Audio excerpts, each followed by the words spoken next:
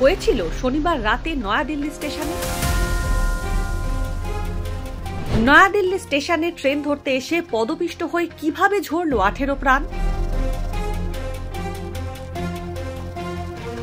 Report পেশ করল RPF. মহাকুম্ভের 2 train, platform বদলের 2 ঘোষণা এবং সেখানে অপেক্ষায় থাকা আরো 2 ট্রেনের যাত্রীর ভিড়, সব মিলিয়ে তৈরি হয় পদপিষ্টের পরিস্থিতি। আরপিএফ এর রিপোর্টে রেলের খামতি স্পষ্ট। আরপিএফ রিপোর্টে কাঠগড়ায় রেল। রেল সুরক্ষা বাহিনীর রিপোর্ট অনুযায়ী রেলের ঘোষণাতেই বিভ্রান্তি, আর তা থেকেই তৈরি হয় পদপিষ্ট হওয়ার পরিস্থিতি।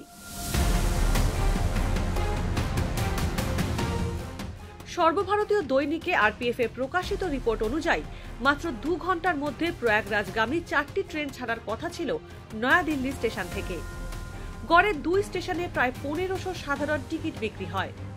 তার জন্য 3টি প্ল্যাটফর্মে জমে হাজার মানুষের ভিড়।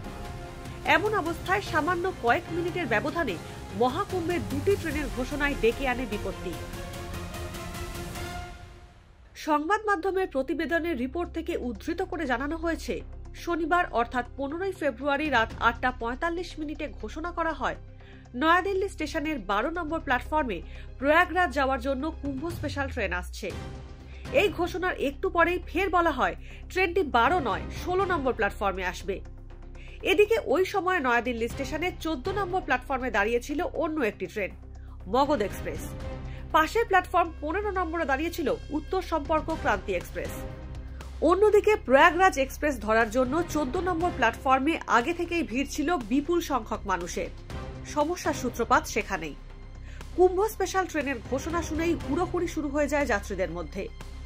একদিকে 12 ও 13 এবং অন্যদিকে 14 ও 15 নম্বর প্ল্যাটফর্ম থেকে ওভারব্রিজে একসঙ্গে ওঠার চেষ্টা করেন বহু যাত্রী।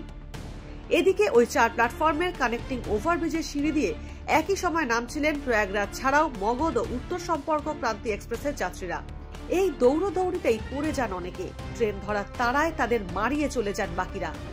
ফলে পদপিষ্ট হয়ে মৃত্যু হয় 18 জনের, আহত হন বহু মানুষ।